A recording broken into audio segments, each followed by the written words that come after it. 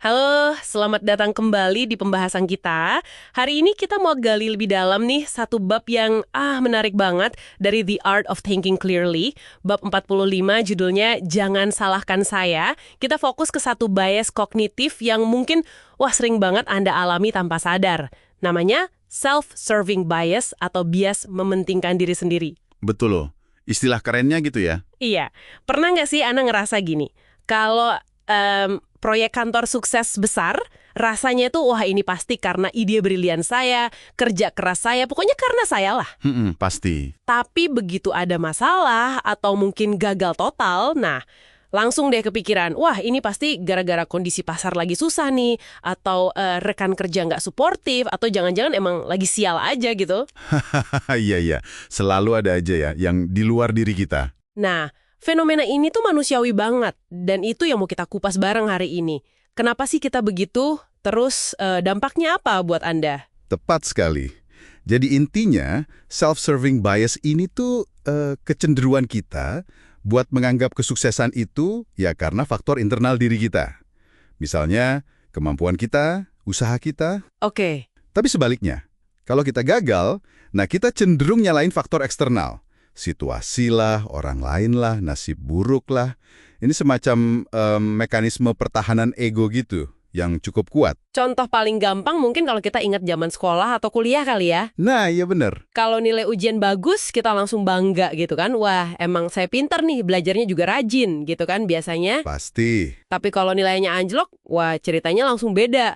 Aduh soalnya susah banget, nggak adil nih. Atau dosennya tuh neranginnya nggak jelas kemarin, ya kan? Bener banget.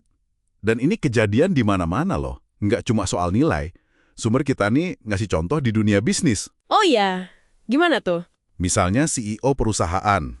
Pas perusahaannya untung gede, wah, dia pasti langsung nepuk dada tuh. Bilang, ini karena strategi jitu saya, kepemimpinan saya hebat, gitu. Klasik. Tapi begitu perusahaannya rugi, nah penyebabnya tiba-tiba jadi nilai tukar rupiah lagi jelek nih, atau kebijakan pemerintah nggak mendukung, atau wah pesaing mainnya licik banget. Pokoknya selalu ada sesuatu di luar sana yang jadi kambing hitam. Menarik ya. Seberapa otomatis sih bias ini bekerja? Apa kita sadar gitu pas lagi melakukannya? Nah itu dia, seringnya sih nggak sepenuhnya sadar, kayak udah otomatis aja gitu. Sumber kita nyebutin satu studi klasik yang nunjukin ini dengan jelas banget. Studi gimana tuh? Jadi ada peneliti ngasih semacam tes kepribadian ke peserta. Tapi skor yang dikasih ke mereka, itu sebenarnya acak banget. Nggak beneran ngukur kepribadian. Sebagian dikasih skor bagus, sebagian dikasih skor jelek. Sengaja itu. Wah, terus hasilnya gimana? Pasti menarik. Menarik banget. Jadi mereka yang kebetulan dapat skor bagus, itu cenderung bilang kalau tesnya akurat banget, relevan, pokoknya adil deh. Mereka ngerasa, wah ini tes beneran nangkep kepribadian saya nih. Oke. Sebaliknya, yang dapat skor jelek, nah mereka nganggap tesnya itu nggak berguna sama sekali, nggak valid, dan pokoknya nggak menggambarkan diri mereka deh. Wah, jadi kelihatan banget ya polanya. Iya, ini nunjukin betapa aktifnya kita memelintir persepsi kita sendiri demi menjaga citra diri yang positif. Kita secara otomatis kayak nerima aja informasi yang bikin kita kelihatan hebat dan nolak informasi yang mengancam ego kita. Jadi alasan utamanya ya itu tadi ya seperti disebut di sumber juga demi kenyamanan psikologis, biar ego kita nggak sakit gitu ya. Benar, itu penjelasan paling dasarnya. Kan nggak enak ya rasanya ngakuin kekurangan atau kesalahan diri sendiri. Jadi bias ini fungsinya kayak perisai otomatis gitu yang ngelindungin kita dari perasaan negatif itu. Masuk akal sih. Kalau dilihat dari sisi evolusi, mungkin dulu ada gunanya juga. Sedikit optimisme, meskipun mungkin agak bias, bisa jadi ngebantu nenek moyang kita buat terus mencoba lagi setelah gagal berburu misalnya. Sumber kita bilang, kalau bias ini benar-benar ngerusak kelangsungan hidup, mungkin udah hilang dari dulu karena seleksi alam. Tapi nggak terlalu bahaya di masa lalu itu kan beda artinya dengan nggak bahaya sama sekali di masa kini ya kan? Tepat sekali. Nah, ini poin krusial yang diangkat sumber kita.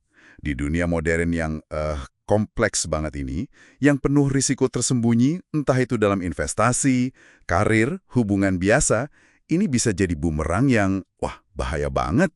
Maksudnya gimana tuh bahayanya? Ya kalau Anda terus-terusan ngerasa paling benar pas sukses dan selalu nyalahin dunia luar pas gagal, kemampuan Anda buat belajar dari pengalaman, terutama dari kesalahan, itu bakal terhambat banget.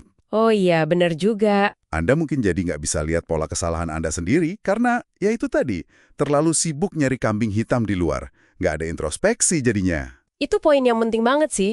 Kalau kita nggak bisa belajar dari kesalahan gara-gara ego kita menghalangi, ya gimana kita mau berkembang ya kan? Nah ini nih yang jadi bahan refleksi penting buat Anda para pendengar. Iya, Coba deh Anda ingat-ingat lagi, seberapa sering Anda secara otomatis ngelakuin ini? Coba ingat situasi kegagalan terakhir Anda. Gak usah yang besar, yang kecil juga boleh. Seberapa jujur Anda bisa ngakuin peran Anda sendiri di situ, dibanding langsung nunjuk faktor X, Y, Z di luar kendali. dan sebaliknya juga ya. Nah, iya, sebaliknya juga. Pas sukses, apakah Anda udah cukup ngasih kredit ke faktor eksternal lain? Mungkin keberuntungan atau bantuan orang lain? Atau semuanya diklaim sendiri? Kesadaran itu emang langkah pertamanya sih. Ngakuin aja dulu kalau kita semua punya kecenderungan ini, itu udah kunci. Bukan berarti kita bisa ngilangin total ya. Soalnya bias ini kayaknya udah lumayan dalam nancapnya. Oke. Tapi paling nggak, dengan sadar, kita bisa mulai mempertanyakan narasi otomatis yang muncul di kepala kita. Pas gagal, coba ditanya ke diri sendiri. Oke, selain si A atau kondisi B, sebenarnya kontribusi gue apa ya di hasil ini? Pertanyaan bagus tuh. Terus, pas sukses, tanya juga. Oke, selain usaha keras gue, faktor luar apa nih? Atau keberuntungan apa yang ikut main peran di sini? Biar lebih seimbang gitu ngelihatnya.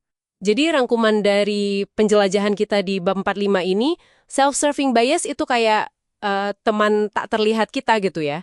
Yang bikin kita ngerasa hebat pas menang dan cari-cari alasan pas kalah. Ini cara alami otak buat ngelindungin ego kita. Betul. Tapi, meskipun alami, di dunia modern ini, ngebiarin bias ini jalan terus tanpa kendali, itu bisa banget ngehambat pertumbuhan pribadi dan profesional Anda secara signifikan. Objektivitas, atau setidaknya usaha buat lebih objektif, itu penting banget buat pembelajaran yang sejati. Setuju banget. Nah, sebagai penutup nih, mungkin kita bisa tinggalin satu pemikiran buat Anda renungkan ya. Gini, kalau bias ini sebegitu kuatnya ngelindungin kita dari rasa sakitnya kegagalan, terus gimana caranya kita bisa numbuhin keberanian buat ngambil risiko yang sebenarnya perlu buat pertumbuhan sejati kita? Wah, pertanyaan dalam tuh. Iya kan? Gimana kita bisa keluar dari zona nyaman kalau setiap potensi kegagalan itu udah kita bentengin duluan pakai alasan eksternal, bahkan mungkin sebelum kejadian? Coba direnungkan deh.